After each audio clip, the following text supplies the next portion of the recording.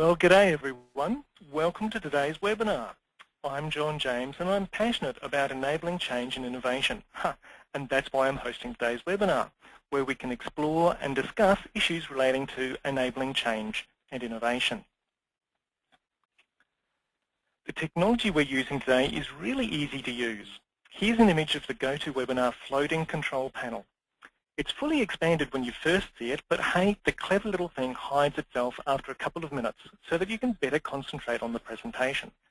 But if at any time you want to expand it out again, you just click on this little orange arrow and it'll expand out again for you. Nice and easy. Now, to listen to today's webinar, you can either use a telephone or a computer headset. Make sure you've clicked the appropriate button, though, in the audio box here, and that you've entered the details that are on your screen. Don't follow the ones on mine because you get personalised codes. Now, you can interact with us today by raising your electronic hand, which is at the bottom of the skinny panel here, or by typing in the questions box at the bottom of the control panel. Now, only the organisers get to see your hand or what you type. And if you ask a question, I'll read it out so it's anonymous. So hey, let's practice. If you can hear me clearly, can you now raise your electronic hand, please? Great. It's nice to know that there's a live audience out there as well. Now, if you click on your little hand icon again, it'll just automatically take your hand down. So hey, thanks for that, and it's great to have so many people with us today. There's been quite a lot of interest in this webinar, with over 300 people registering. I can see that we've got folks from most part of Australia and several overseas countries as well. And actually, when you registered for the event, I asked you to indicate your nearest city or town. And so here, thanks to the clever folks at Tuxedo, so it's a play on the word tuxedo, it's a word map showing where people are based. So you can see that we've got people from across Australia, some from New Zealand, Canada, the Netherlands, the UK and USA. So I've used an elephant today because, well, I wanted to be creative. Now, I know that not all the people who've registered will actually be online now because they'll be fast asleep. And it's not because it's boring, but it's, yeah, it's midnight where they are. So folks, let's just do a quick poll to see where the people who've joined us today are normally located. So you'll see on your screen now a poll. So can you indicate which applies to you where you're normally located? So that's it. So I've cheated a bit. I've split Australia into two. Okay, so I'll just give you another couple of seconds. So 3, 2, 1. Great. So I'll close that now, and I will share those responses with you. And so you'll see that there's no surprise, but there's a lot of people from the northern half of Australia, so Queensland, Northern Territory, Western Australia, and we've still got quite a lot from the southern parts of Australia, and we've got a couple of people from New Zealand as well, which is great. So I'll now hide that again. So it's great to have you all there. Now, as always, I'll be recording today's webinar, so if there's things that you want to go over, you'll be able to do that. Now, just in a moment, we'll be hearing from today's guest presenter.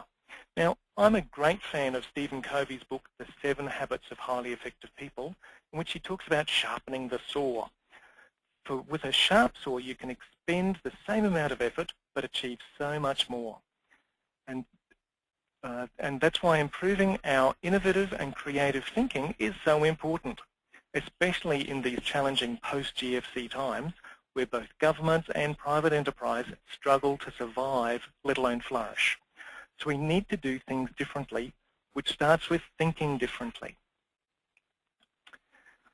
To help us do that today, we have Dr Amantha Imber, a creativity and innovation psychologist and founder of the award-winning innovation consultancy Inventium, which is based down in Melbourne.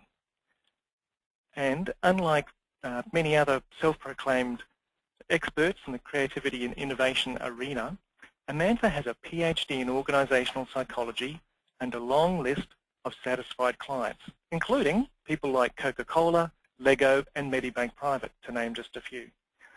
Amantha, I still remember the presentation you gave a few years ago at the BIG conference. Now, there were a lot of people there, but BIG actually stands for Business Improvement in Government.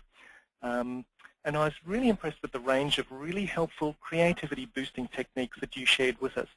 So, Amantha, I'm really looking forward to your presentation today. Over to you.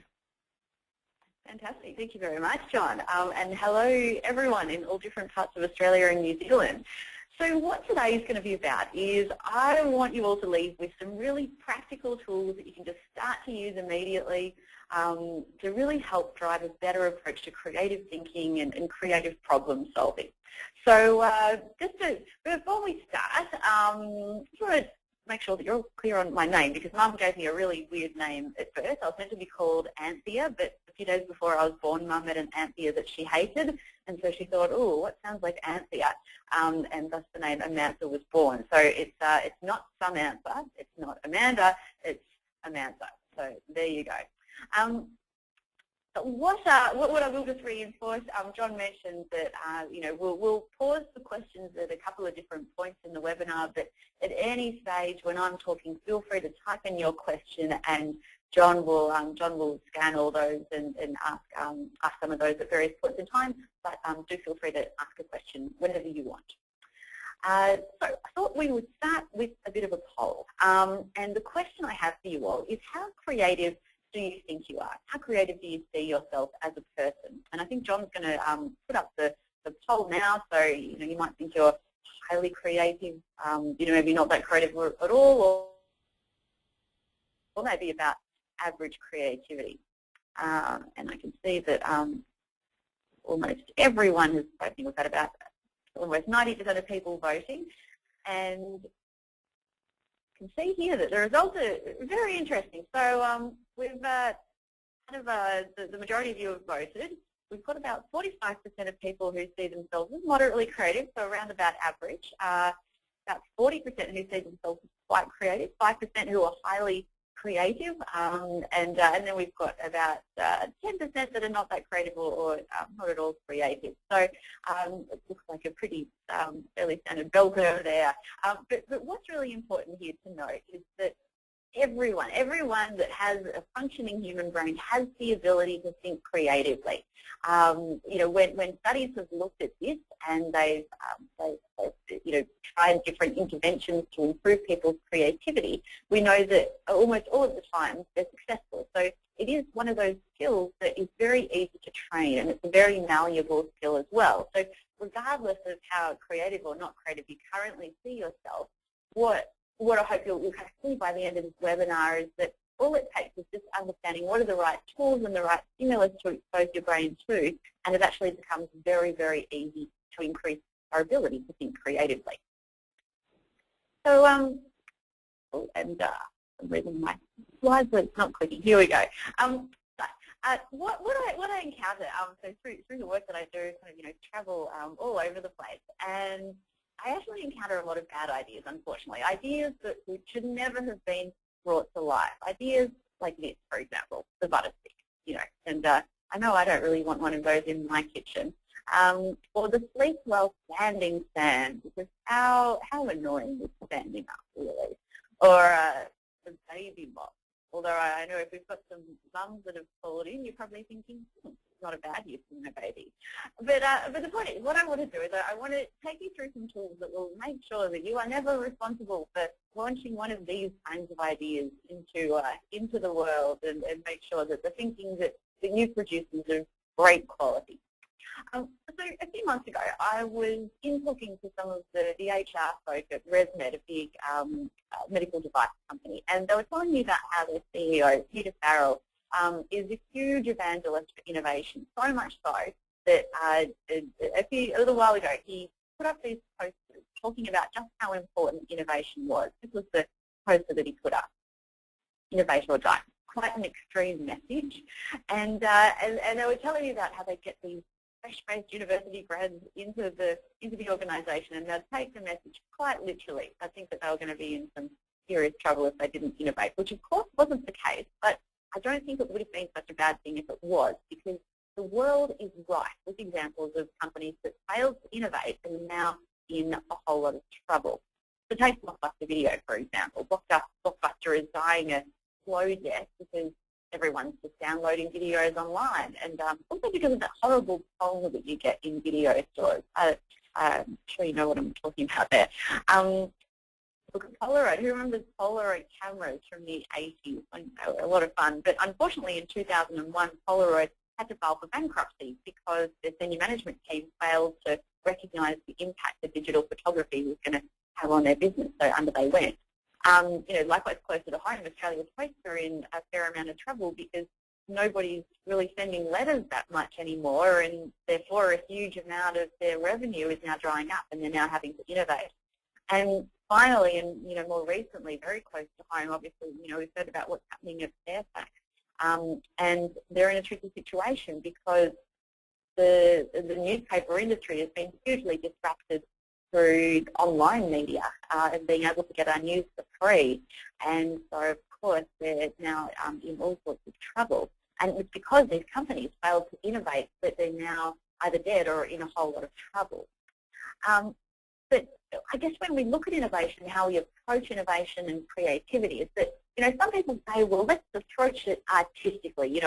Let's start drawing with our non-dominant hand and form a massage circle and paint our self-portrait and all that sort of rubbish. But if you approach innovation artistically, you end up with bad ideas, like the ones that I spoke about earlier. So at Inventium, the approach that we have is to approach innovation scientifically. And by doing this, we can really reduce failure rates and increase profitability through innovation. Something I must confess at this point is that I'm a massive science geek, which would be obvious if you could see me, dressed in my Converse and jeans, for me, I remember in university where they kind of get overloaded with all these academic journals and research studies, and for the most part, we're kind of happy to see the back of it. Well, for me, I love this stuff. A good weekend for me is getting hold of the latest issue of Journal of Applied Psychology and having a good read through it. And this obsession with science started from a young age, where when I was 3 or 4 years old, my absolute hero in the world was the Count from Sesame Street. I don't know if you remember the Count. I love the Count, and I loved the Count so much so that I made my mum buy me this cloak, and I would get around town literally dressed as the Count. I know, very, very cool and hip child. Then I went on to school, and one of my favourite things to do was to experiment on the family dog, Tabby. And this is a picture of Tabby in an experiment that I set up to see what coloured sheet of paper does Tabby prefer to eat her dinner off. And that night it was blue, and then someone told me that dogs were colourblind, so out went that experiment. But then I went on and did a bit of a life sentence in organisational psychology. I studied it for 7 years, and I don't know if there's anyone in the webinar here today that studies psychology, but if there is, you'll probably recognise this symbol here on the screen as the shorthand symbol for psychology. And I look at this now and I think, God, that looks like the devil's pitchfork, doesn't it? But I'm trying not to use my knowledge for evil, although I did work in advertising for a few years, helping people find more stuff that they didn't necessarily need. But about 5 years ago, I started this company called Inventium. And at Inventium, we're dedicated to helping organisations apply the latest findings from science, so psychology and neuroscience, to helping them get better results through innovation and solve problems more creatively. So we work all around the world with companies such as these, helping them, we say, get a competitive advantage through innovation. There are really 5 key ways that innovation can help wherever it is that you work. So firstly, if you really embrace innovation and train people in how to be better, more creative thinkers, you end up with a massive competitive advantage in terms of the ability of your people. And certainly that's what today's about, in terms of giving you some practical tools that you can use to really outthink those around you.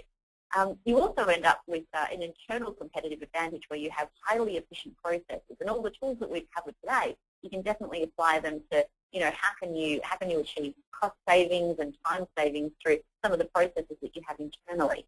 Also, there's, of course, an external competitive advantage where if you really embrace innovation, then you can end up with profitable and more valuable products and services that you're giving to your customers. And, of course, you end up with highly engaged teams. And certainly with some of the organisations that we work with, such as Coca-Cola, for example, they found that, in one particular office where they were rolling out their innovation programs, they had engagement scores of around 30-something%. But after they introduced the innovation program, those engagement scores shot up to 70-something%. So we know that, rather than just saying, let's focus on employee engagement, if you focus on innovation, you also actually increase employee engagement at the same time. And then if you get all those ducks in a row, then you end up with a perceptual competitive advantage where you have a highly aspirational workplace where people are literally queuing up to get into because they know that they can make a huge impact through innovation.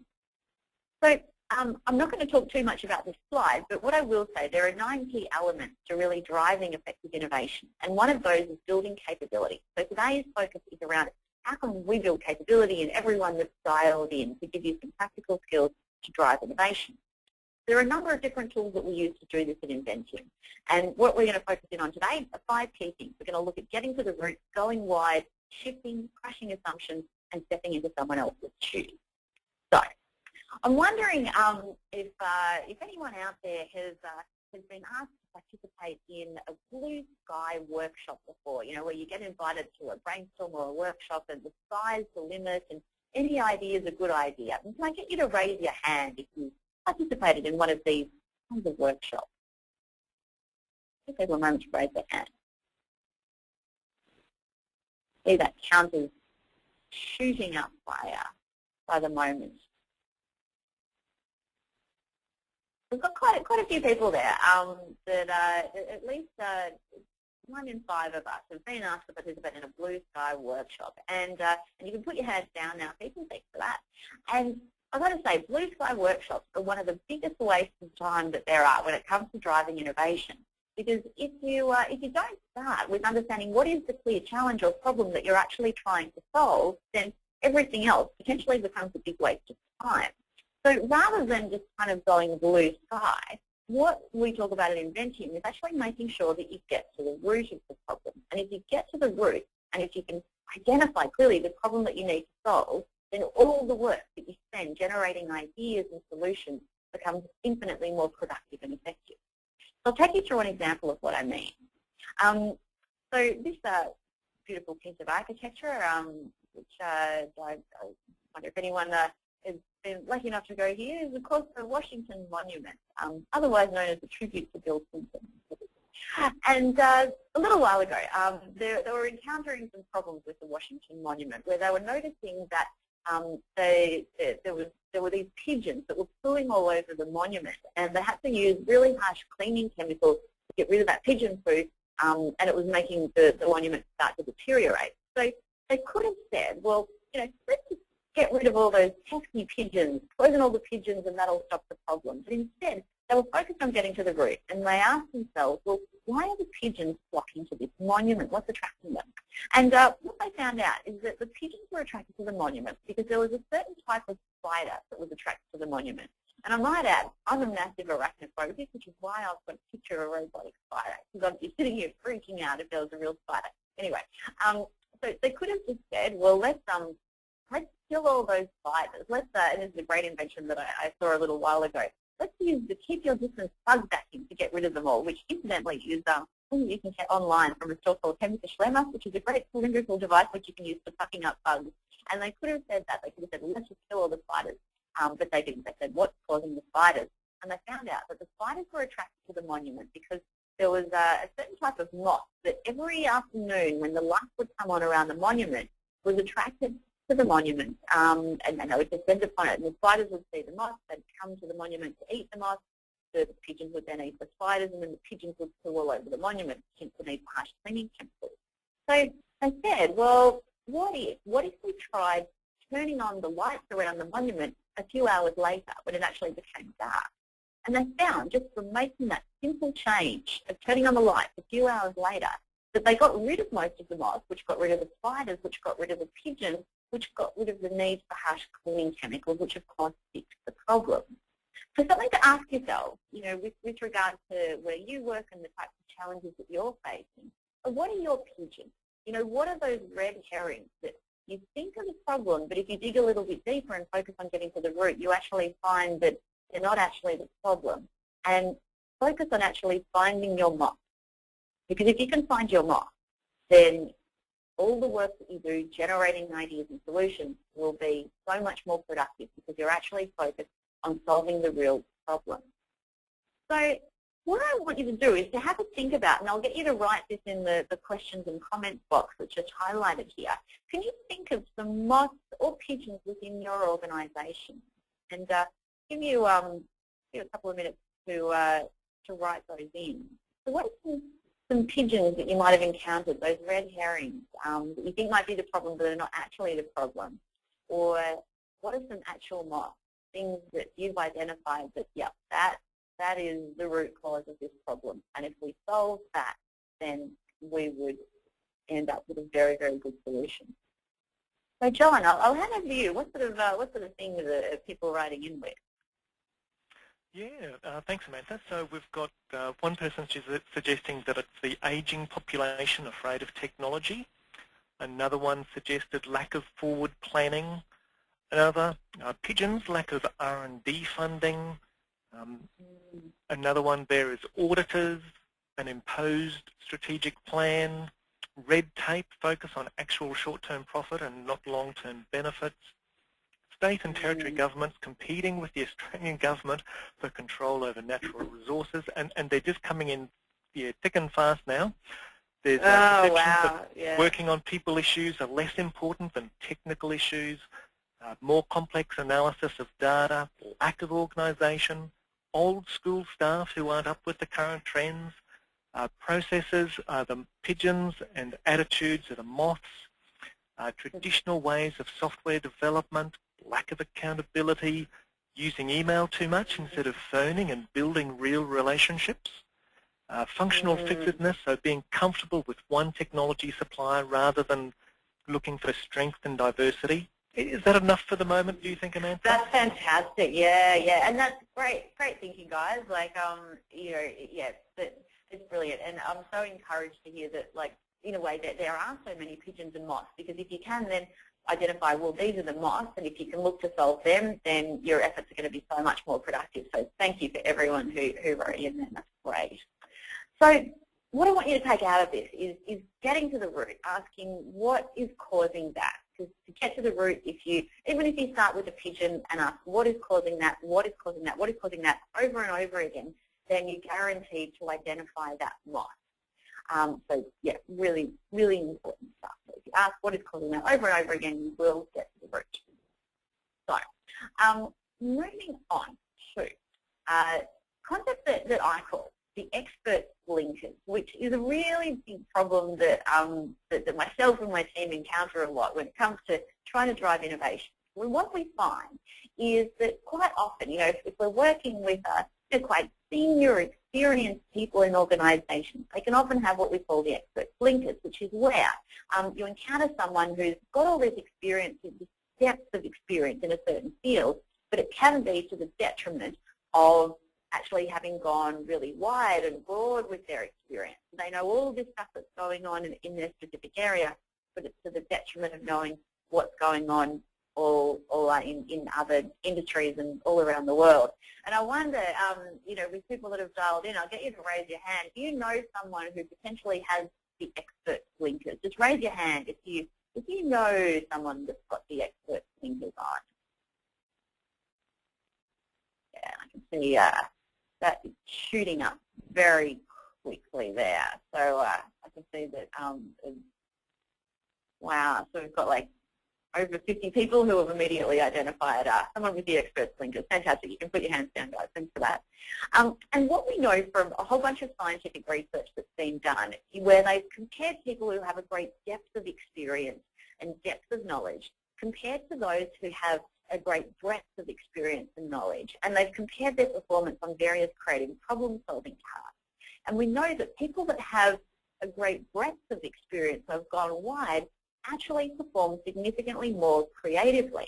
So something to ask yourself, with the sorts of things, experiences and stimulus that you expose yourself to, is how broad or how narrow is it? Because if you can broaden what you're exposing yourself to, you will think much more creatively. Even if it's things that you can't see a direct relationship with how that fits with your job and the challenges that you're tackling, it's surprising the connections that can come.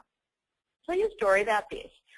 So Steve Jobs, who of course sadly passed away last year, really interesting application of this idea of going wide to drive innovation.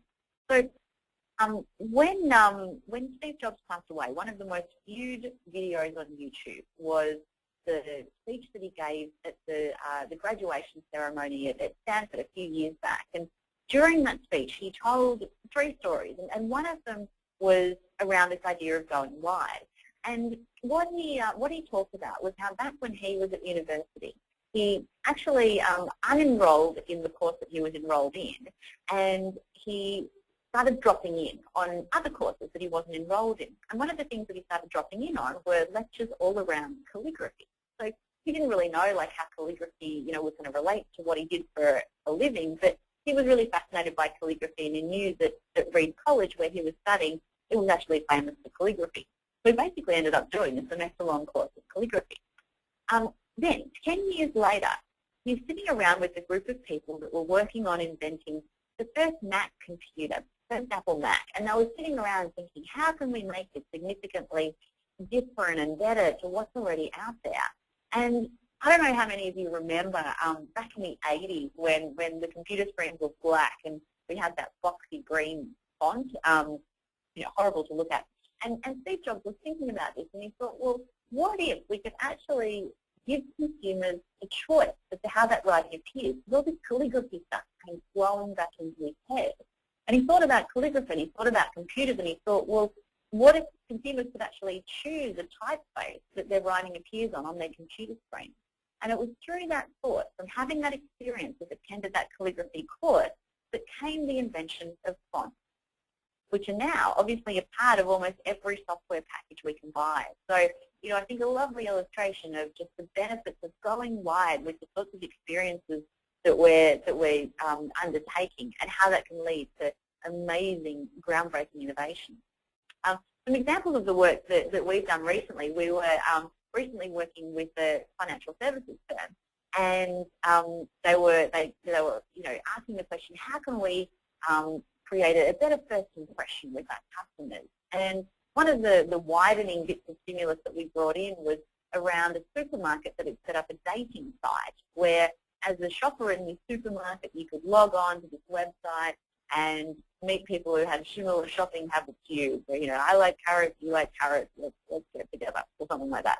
And they were thinking about this and thinking, how could that relate to financial services and financial planning? And what they came up with is creating like an almost a financial advisor dating site, not where you could, find financial advisors to go on dates with, but more that profiles the different financial advisors. So rather than it being this big global faceless conglomerate, you could actually hop on and get a sense as to, who were the potential financial advisors that you could be paired up with, what were their values, what were their risk profiles, and basically personalizing or humanizing the experience.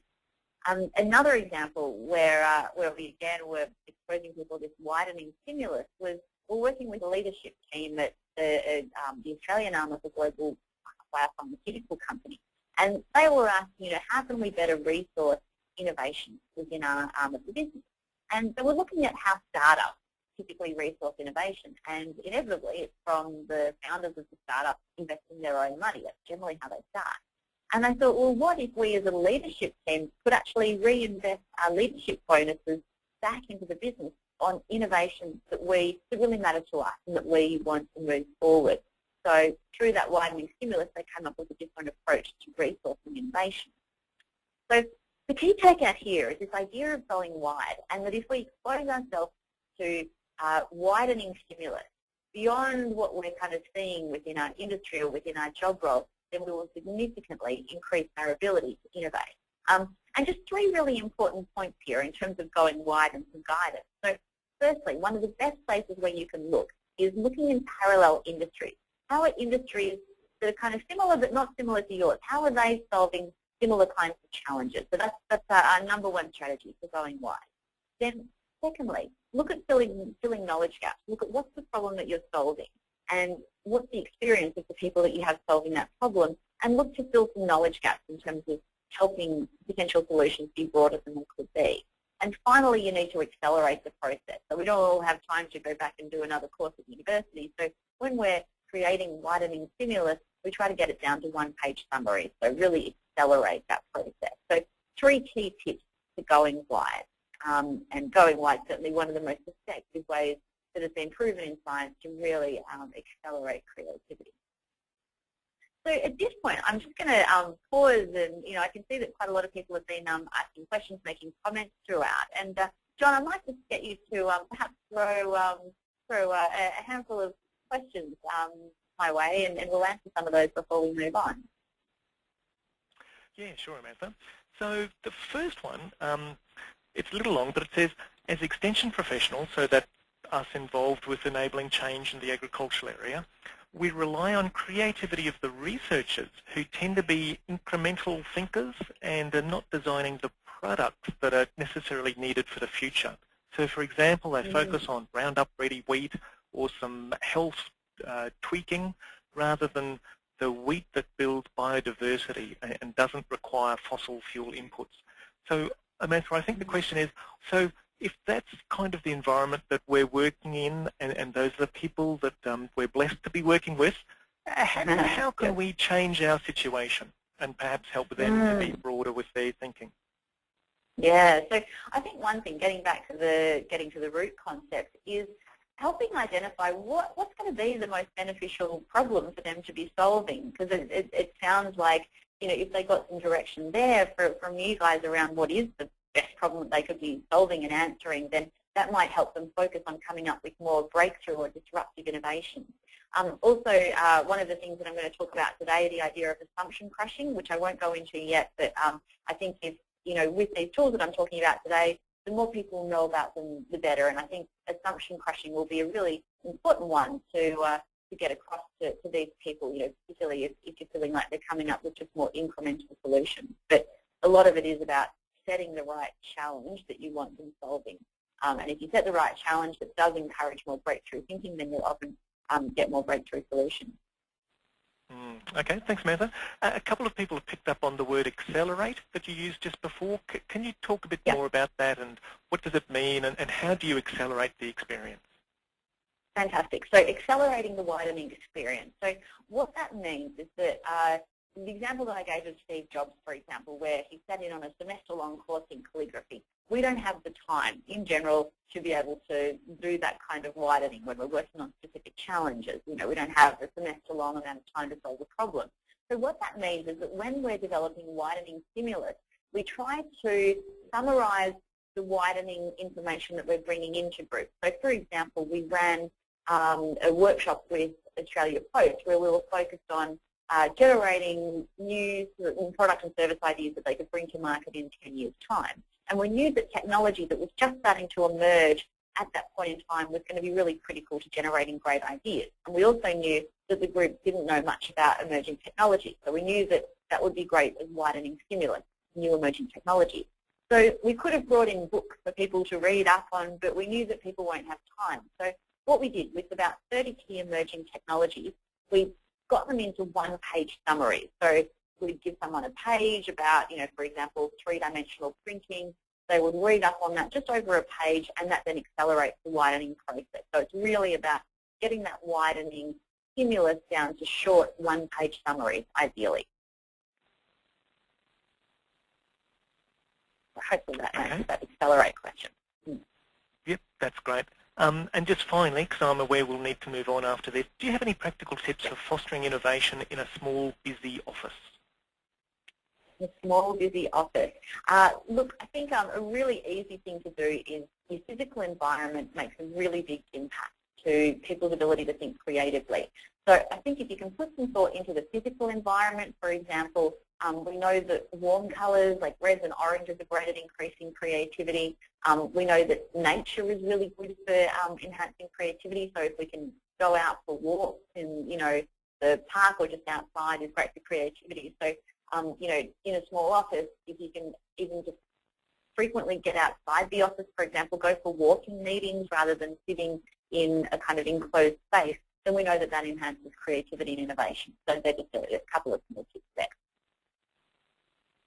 Fantastic. So thanks for those questions, guys, and keep sending them through because we'll pause in a little moment's time for some more questions. But moving on to assumptions. So one of the biggest creativity killers out there are assumptions. So whenever we have a problem to solve, chances are in the back of our head we have a whole lot of assumptions that really govern our thinking around that problem. So a basic example is an assumption that we have around most problems is that our budget to solve this problem is X number of dollars. And what assumptions do is they fence in our thinking. So it's like whenever we have an assumption, a fence goes up in our brain, and our brain says, your thoughts cannot venture beyond this fence, which means that our thinking will be quite vicious. So one of the most powerful ways to increase our ability to think creatively is to deliberately identify those assumptions and crush them.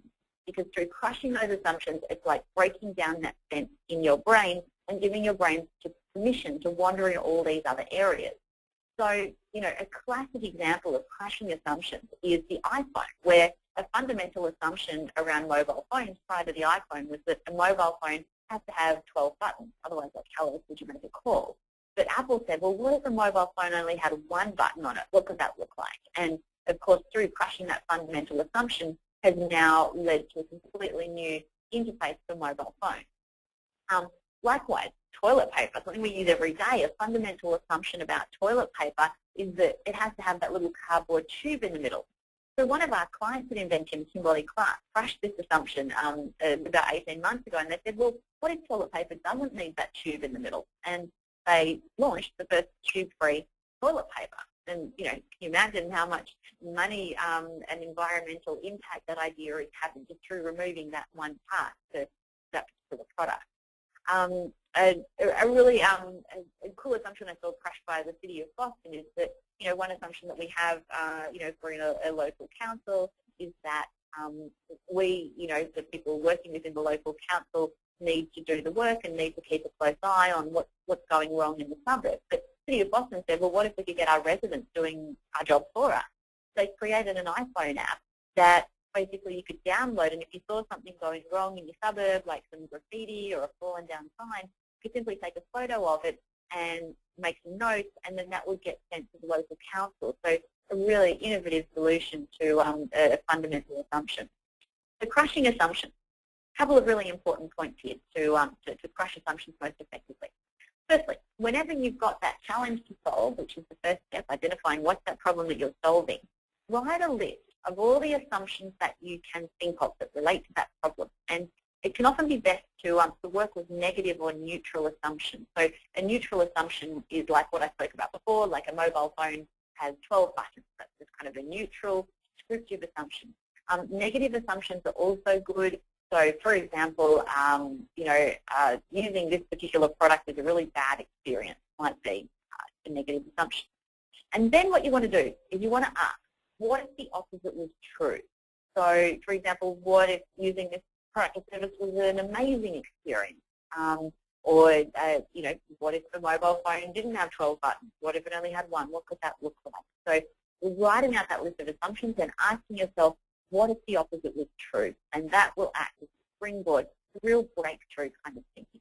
So crushing assumptions, absolutely critical. And I would hope that it's just something that you can start to do with any problem that you're facing that does require creative thinking to solve. So crushing assumptions. So what I want to ask you guys is, can you identify some assumptions relating to problems that you're working on at the moment that you could potentially crush? And what I want you to write in the question and comment box is just, what are some of those assumptions that you could look at crushing? And I'll give you a moment to write in some potential assumptions. What are some assumptions that are potentially fencing in your thinking with regards to generating creative solutions to problems that you're facing? And John, I might get you to give us just a handful of some of assumptions that are coming through. Sure, Amantha, I can hear people busily typing away. So yes, in they flood. And by the way, Amantha, your voice has been just fading in and out a little bit. So if you can just keep that phone constant, that'd be great. But here we go. Fantastic. So let's see. Producers won't pay for workshops. That distance is always an obstacle to healthy collaboration. Farmers don't use computers. Don't believe that. There's not enough money. We don't have the budget to do it. I need more staff to carry out innovative activities. We can't afford to do it. Funding providers don't know what they're doing. Farmers are reluctant to explore or implement new practices. People are negative towards innovation. More lack of funding, scarcity of staff. I need to ask permission. Assume clients are against change. What if we can't keep up with demand and they're just flooding in now? So just another few. We weren't allowed to do it. Quality and risks cannot be maintained or mitigated through agile development in preference to traditional development methodologies. Senior management don't understand. Managing creative thinking in a large organisation is too much of a challenge. Someone said blue aliens. I'm not quite sure how that came in. Blue aliens, well that's an interesting assumption. That's right. And just one last one here, Amantha. It hasn't been proven yet. Yeah, they're great. And what you'll probably notice with those assumptions that John read out is that a lot of them kind of double as gripes. Like you probably hear people saying these things in meetings as gripes. And quite often when people are griping about something, it's actually an assumption in disguise. So it can be a really good opportunity if you're sitting with a group of people in a meeting and someone says something like, you know, oh, it can't be done, or we've tried that before. Actually take a moment to go, well, actually, that's an assumption, so let's crush that. What if the opposite was true? What ideas could spring from that? So thank you for all those assumptions. They were great examples. So a question for you, and I'll get you to raise your hand with this one. Who's participated in a brainstorm in the last 12 months where you've someone's got you in a room and you've all had to shout out ideas and someone's written them down? You can see all the hands going up now. Looks like vast majority of us have participated in a brainstorm, so I can see like over about 75 hands being raised there. Thank you. You can put your hands down. Excellent. Fantastic. So brainstorms. Brainstorms are really a shocking way to drive creative thinking. Yet, funnily enough, they're one of the most used methods in the world. So it's the little cartoon here. We're brainstorming here and there are no dumb ideas. But if we weren't brainstorming, that would have been a really, really dumb idea. I'm sure a lot of you can relate to that from having heard really dumb ideas in brainstorms. And there are a number of reasons that brainstorms are really bad. And I'll just go through a couple of them now. So first up, brainstorms are really suited to people who are highly extroverted and, you know, great at just speaking out in groups, and who are also good at thinking and then talking, as opposed to thinking and then reflecting a bit and then talking. And if we think about the type of people that describes, that's potentially maybe 10% of the population. So if someone said to you, oh, I've got this really great management tool that's going to work really fantastically for 1 in every 10 people, would you use it? No, no way, absolutely not. And another thing with brainstorm is that as soon as someone suggests an idea in a brainstorm, everyone else in the group can't help but be influenced by it, which means that you're potentially going to lack that diversity that you want in a brainstorm. So what I want to introduce you to now is a really simple structure to introduce into any kind of a meeting or a workshop where you need creative thinking as an output. There's a tool called shifting, and shifting was developed through some research that was done at Harvard, where they got some people in and they were interested in how can we improve on brainstorms. So they set up one group as the traditional brainstorming group, where they had 20 minutes working as a group, shouting out ideas at each other, and someone wrote them all down around a specific problem. And then they had another group that were given the same problem to solve in the same 20-minute time block. But instead of doing a traditional brainstorm, they first, for the first 5 minutes, generated ideas on their own, written down individually. Then for the next 5 minutes, they shared those ideas with the group, merged and shared and built on each other's ideas. Then for the next 5 minutes, they went back to individual idea generation. Then for the final 5 minutes, they re-merged as a group and shared and built on each other's ideas. And they found that the group that shifted from individual to group idea generation produced significantly more ideas than the traditional brainstormers, and significantly more diverse ideas than the traditional brainstormers. And quantity and diversity are the exact reasons why you would get a group of people together to solve a problem. So at Inventium, we call this shifting. So using shifting whenever you get a group together and you need creative solutions. In terms of the timings that we put around that, we say, well, you probably want to spend about 5 minutes doing that individual idea generation. 5 minutes is generally long enough for people to collect their thoughts. Then when it comes time for the group to share those ideas with each other, we say, look, every individual should take it in turns to share their ideas and build on each other's ideas. And we say allow between 20 to 40 minutes for that group sharing and building time. So 5 minutes on your own and about 20 minutes at least as a group. And if you start doing that, we find that at least doubles the kind of output you can get from any kind of group session. So I think it's a really easy tool to introduce. I will talk about just one other thing in relation to brainstorms before we move on to the final tool. So a lot of people in brainstorms or in any meetings just kind of set the scene by going, any idea is a good idea and just build on everything. And some people introduce a technique that they call yes and. So whenever you hear an idea, rather than focusing on the negative, say yes, and we could do this as well, and kind of building on each other's ideas. But it's actually really a bad way to approach group idea generation. Instead, what the research has shown is that if we actually think more critically about ideas, we actually end up with better results. So a little technique that we use in Inventium is, we call it no but. So whenever you hear an idea in a brainstorm that you think, that's not that great, call people on it. Say, no, I don't think that's going to work because of this. But the but bit is really important, because rather than just being a kind of party pooper, you actually want to suggest an alternative that could make that idea actually work. So saying, no, I don't think it could work because of this, but what if we did this instead? So just a different mindset to take into a brainstorm. So no longer feel that you have to just, unconditionally accept everything and think that everything is an awesome idea, because we all know that it's not.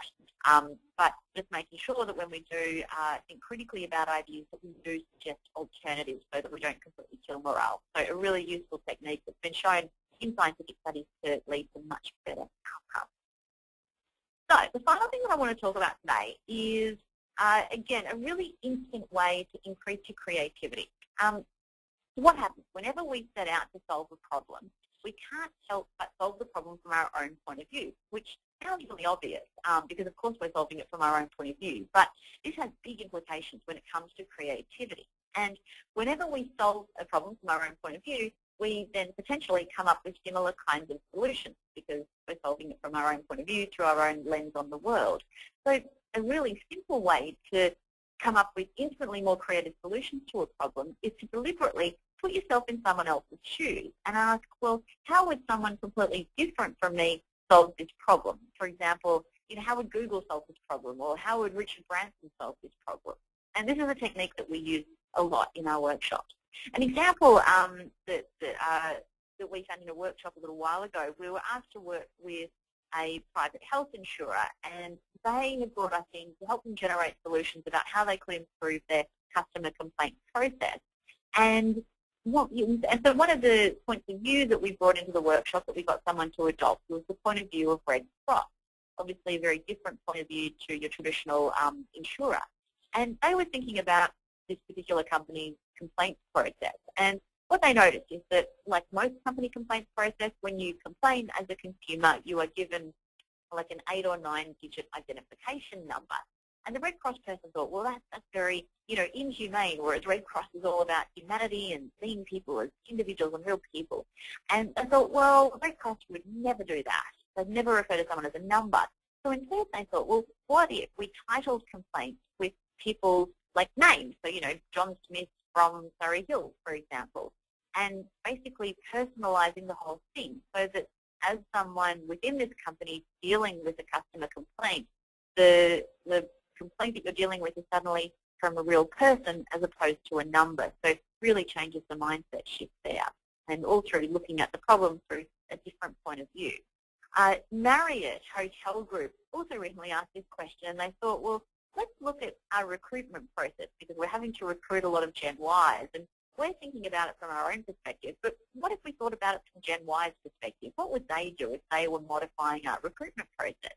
And they thought, well, Gen Ys are, really into kind of online games and stuff like that. And they thought, well, they would probably, maybe try to make a game out of the recruitment process. So what they ended up with, the solution was creating a game that job applicants had to play in order to apply for a job at Marriott. And the game was where you had to actually be the manager of a restaurant in a hotel, and there were certain tasks that you had to complete. And based on your score, you would then be potentially put through to the next round of recruitment. So again, through looking at it through someone else's point of view. So whenever you have a problem to solve and you're feeling a bit stuck and feeling like the creative solutions aren't flowing, asking yourself, how would someone else who's really different to me approach this problem, and put yourself in someone else's shoes. So on that note, I think it's time for a final round of questions, John. So what are some additional questions that have come through? And I've never seen so many questions in a webinar, so let me just try to pick one or two. So there's a number of comments, and I guess with anything, just whether, there are always two sides. So let's see, what are the criteria for deciding whether something is a good idea or not? So given that people support different ideas depending on their perspectives, how do you decide what is good for a particular issue? Does it have to be achievable? That's a great question. And so what I would say to that is it really just comes back to the problem that the idea is trying to solve, which is why blue sky thinking doesn't work, because how on earth do you evaluate the ideas? So I would say the most powerful question you can ask yourself is which idea provides the most effective solution to the problem? And what we talk about at Inventium, like when we're running training programs with our clients, is that we actually talk about how to tap into the unconscious part of your brain when you're making decisions, because quite often we're taught to make decisions using sets of criteria or, putting some numbers against it. But when it comes to ideas, there are often so many different variables at play that it actually becomes impossible to do that. So we talk about using your unconscious mind. And quite simply how you do that once you've got all the information you can and the data that you can around the ideas that you're making a decision out of is actually going away and distracting yourself from the decision at hand and letting your unconscious mind process that information and then coming back to that decision and seeing what feels most right, like basically making decisions more based on intuition rather than logic. And that's actually been proven through many scientific research studies to be a much more effective way of making decisions. So whoever was asking that question, also I'll put up my email details at the end. Feel free to email me directly and I can send you some research studies around that.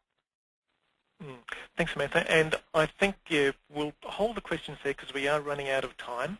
And I'll talk about how we'll address those remaining ones. So back to you, Amantha. Fantastic, excellent. So what I would love you all to do now is to think about, from the things that we've talked about today, so we've looked at getting to the root of problems, we've looked at the advantages of going wide to increase creativity, we've looked at crashing assumptions, we've looked at shifting, so starting off individually then moving to a group, and we've looked at putting ourselves in someone else's shoes. And what I would love you to do as I'm kind of talking is to think about what's one thing that you're going to commit to doing differently so that this was an hour of your life that was well spent. So just writing down what is one thing that you think you'll do differently based on what we've talked about to drive a better approach to enhancing creativity and innovation. And one thing that I'd love you to do with what you've learned here today and perhaps in line with what you've committed to doing is helping to spread that innovation virus. Because from our perspective, we can get more people solving more problems more creatively. We can just have such a big impact on this world. And so I encourage you to spread the innovation virus and share the tools that you've learned here today with people back in your team who might not have dialed in and really encourage that. The more people that become better creative problem solvers, the better it is for this world in general, we strongly believe. Little plug for something that we're doing in combination with BRW magazine at the moment. If you work for an organisation or a department or a not-for-profit, basically anyone that has 30 or more employees, we would encourage you to hop online to the URL below, inventium.com.au/BRW, and think about entering call for our search for Australia's most innovative companies. Something that we're doing in conjunction with BRW to really recognise the great innovation that's happening in Australia. So really the only eligibility criteria is that you need to have more than 30 employees in your organisation, but you can be private sector, public sector, not-for-profit, doesn't matter. It's open to everyone. So I'd encourage you to get online and enter that to get recognition for what you're doing.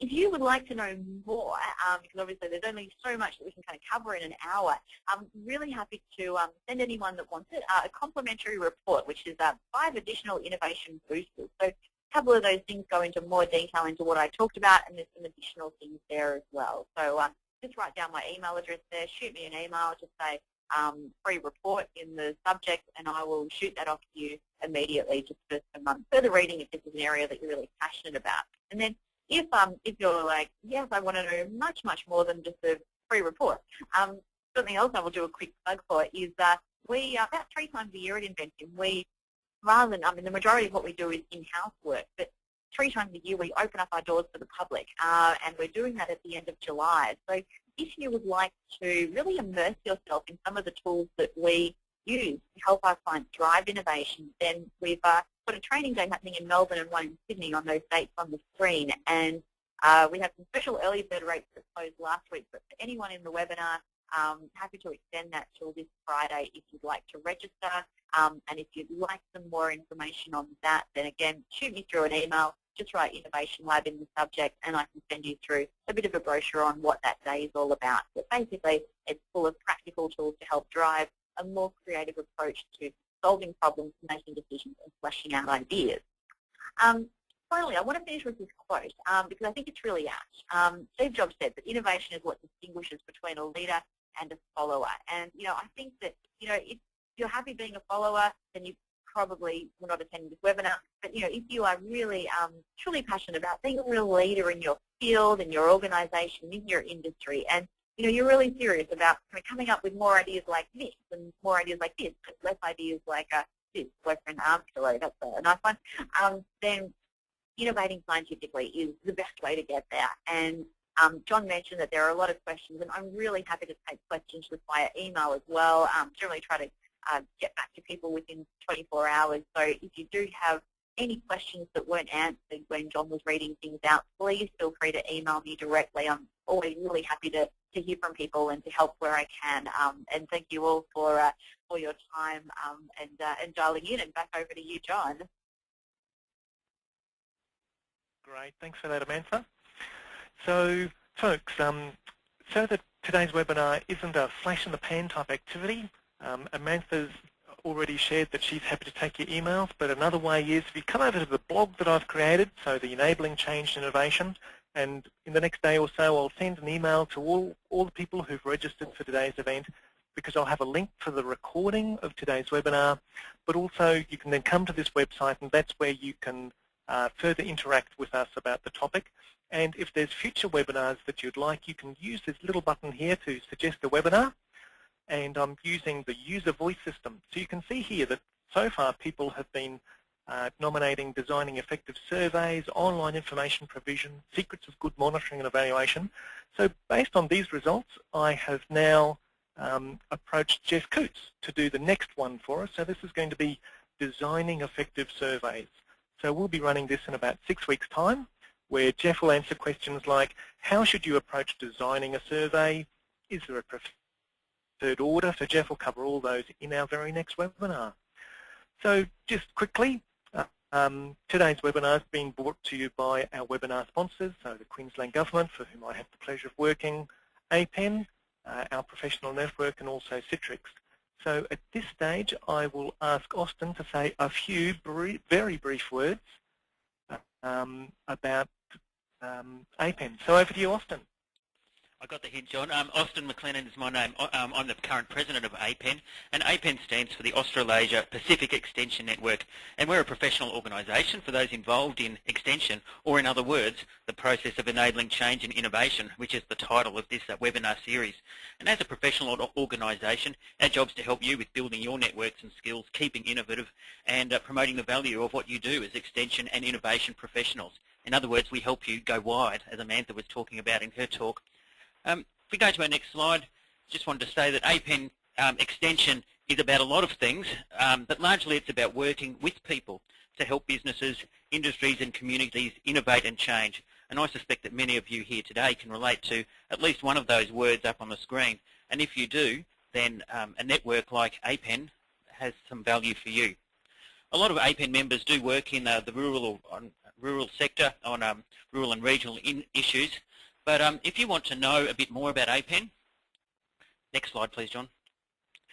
If you want to know a bit more about slides, you can check out our website, and there's also a chance to indicate your interest in getting some more information on APEN in the exit survey. So just make sure you do tick that box and leave your name and contact details, and we look forward to getting back to you. But certainly we look forward to you becoming part of APEN's active and innovative network across the region, and look forward to bringing more webinars to you in the future. Thanks, John.